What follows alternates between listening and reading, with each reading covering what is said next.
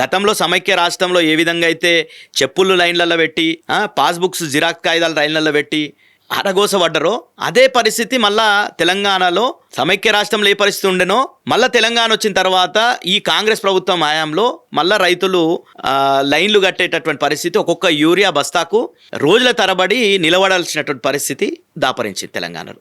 ఇదంతా అయిపోయిన తర్వాత కనీసం వాళ్ళు కష్టపడి పండించుకున్నటువంటి పంట అదైతే కొనుగోలు కేంద్రాలకు తీసుకొని వచ్చి నెల రోజులు కావస్తున్నా కానీ పూర్తి స్థాయిలో కొనుగోలు చేయకుండా ఇంకా కూడా రైతులు ఈ రోజుకి నిన్న వర్షాలు పడ్డాయి. నిన్న రాత్రి అకాల వర్షం చాలా తీవ్రంగా వర్షం పడ్డది. 8-10 సెంటీమీటర్లు కూడా ఒక్కొక్క ప్రాంతంలో పడ్డది. ఇప్పటి కూడా కల్లాలల్లా ఒడ్లున్నాయి. మనం చూస్తున్నాం అన్ని ఈరోజు సోషల్ మీడియా యుగం. గతంలో లాక రేవంత్ రెడ్డి గారు ఏది చెప్తే అది కాదు. రేవంత్ రెడ్డి గారు ప్రెస్ మీట్ పెట్టి ఏం చెప్పింది, మొన్న 80% ఒడ్లు కొనుగోలు చేస్తామని చెప్పాడు. వాస్తవానికి ఏంది, వాళ్ళు టార్గెట్ పెట్టుకున్నది 90 లక్షల మెట్రిక్ టన్నులు కొనుగోలు చేస్తామన్నారు.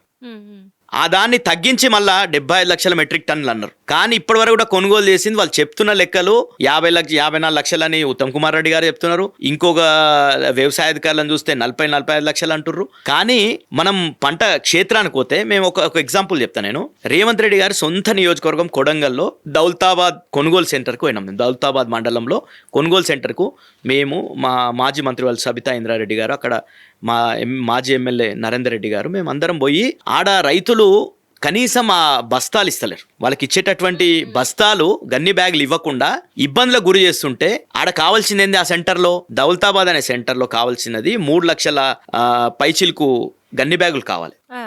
కానీ వాళ్ళు ఇచ్చినది ఎంత అంటే 40-45 వేల గన్ని బ్యాగులే ఇచ్చారు. 45 వేల గన్ని బ్యాగులు ఇచ్చారు. లక్ష కూడా ఇయ్యలేదు. మేము పోతాం అంటే మేము ధర్నా, సబితా ఇంద్రారెడ్డి గారు అక్కడ ధర్నాకు వస్తున్నారంటే ఆ రోజు 40 వేల గన్ని బ్యాగులు ఇచ్చారు. అంటే 3 లక్షల చిల్లర కావాల్సినటువంటిది 1 లక్ష కూడా ఇవ్వలేదు. ఆ రోజుకి ధర్నా పెడతామంటే కూడా ఆ రోజు కూడా 1 లక్ష ఇవ్వలే. అంటే నీ సొంత నియోజకవర్గంలో నీ దౌలతాబాద్ లోనే ఒక సెంటర్లో ఈ పరిస్థితి ఉన్నది. మళ్ళా పక్క సెంటర్లల్లా వేరే సెంటర్లలో ఆ ధర్నా పెట్టినాం కాబట్టి అక్కడ ఇచ్చారు. వేరే సెంటర్లలో ఇవ్వలేనటువంటి పరిస్థితి. రైతులు అక్కడ నుండి ఫోన్ చేసిరు మాకు, అరే మీరు ధర్నా పెడితే అక్కడ బస్తీలు వచ్చినాయి, గన్ని బ్యాగులు వచ్చినాయి, ఆ గన్ని బ్యాగులు ఎట్లా ఇస్తున్నారు వీళ్ళు, 50 రూపాయలు డిపాజిట్ చేసుకొని ఇస్తున్నారు. ఒక బస్తాకు 50 రూపాయలు డిపాజిట్ చేసుకొని ఇస్తున్నారు. కొనుగోలు చేసినటువంటి ఎంత ఘోరంగా కొనుగోలు చేస్తారు అంటే వాస్తవానికి 40 కిలోలు జోకుతారు. 40 కిలోలు జోకినప్పుడు 1.6 అడిషనల్గా జోకాలి. ఎందుకంటే ఆ గన్ని బ్యాగ్ వెయిట్ కావచ్చు కొంత, అది జోకకుండా వీళ్ళు 43-44 కిలోలు జోకుతూ అంటే దాదాపు కింటాలకు 10 కిలోలు ఇక్కడ కొట్టేస్తున్నారు. తర్వాత మళ్ళీ రైస్ మిల్లర్ దగ్గరికి పోయిన తర్వాత మళ్ళీ కింటాల్కి 3 కిలోలు కొట్టేస్తున్నారు. మొత్తం కూడా తరుగు తీసేస్తారు. అంటే 13 కిలోలు, ఒక కింటాల్కి 13 కిలోలు తరుగు తీసేస్తే రైతులు ఏ విధంగా బతుకుతారు ఆలోచించాలి మనం. ఇది ఎవరి దగ్గరనో కాదు, సీఎం రేవంత్ రెడ్డి సొంత కాన్స్టిట్యున్సీలో దౌలతాబాద్లో ఉన్నటువంటి విషయం, వాస్తవమైనటువంటి పరిస్థితి. అదేవిధంగా తాండూరు విషయానికి వస్తే, తాండూరులో గత సంవత్సరం కూడా చూసినాం మేము. జుంటుపల్లి అనే గ్రామంలో అక్కడ పెద్ద ఎత్తున ప్యాడీ పండుతుంది. అక్కడ ప్రొక్యూర్ చేయకపోవడం వల్ల దాదాపు 1 లక్ష బస్తాలు అక్కడ పండేటటువంటి పరిస్థితి. కానీ ఆడ కొనుగోలు చేసేటటువంటి పరిస్థితి ఉండదు. ఈ రోజు కూడా ఆడ కళ్ళాలలోనే ఉన్నది వరి ధాన్యం. ఈ రోజు వర్షం పడ్డ తర్వాత ఏం చేస్తారు, ఈ 13 కిలోలు కదా ఇంకా కూడా తరుగు పెంచే పరిస్థితి ఉంటుంది. నానిపోయినాయి, తడిసిపోయినాయి, మేము కొనమంటే మొలకలు వెళ్ళిపోయేటటువంటి పరిస్థితి. ఇట్లాంటి దుస్థితి ఈరోజు తెలంగాణలో ఉన్నది. రైతుల పరిస్థితి హరగోస.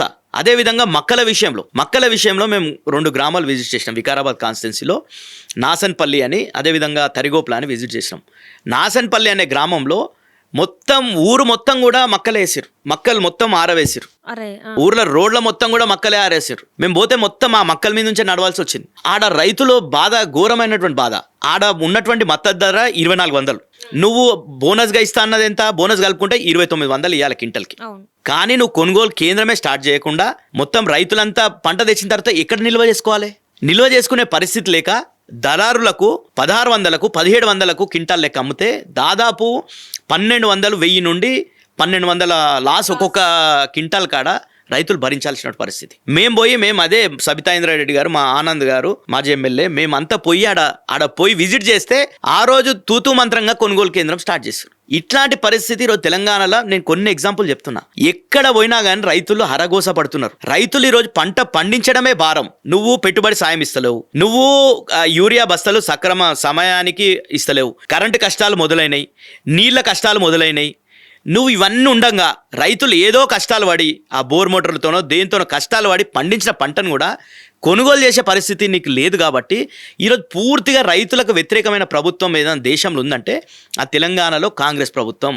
ఈరోజు రైతులు పడుతున్నటువంటి బాధ చాలా వర్ణనాతీతం. అంటే కల్లాల కాడ వచ్చి వాళ్ళు చావాల్సిన పరిస్థితి ఏందండి? కల్లాల మీద అంటే వాళ్ళు వచ్చి తెచ్చుకొని వాళ్ళ పంట మీద కాపల కాస్తూ ఎండ దెబ్బ కొట్టి చనిపోయినటువంటి చూడలేమా అంది మనం.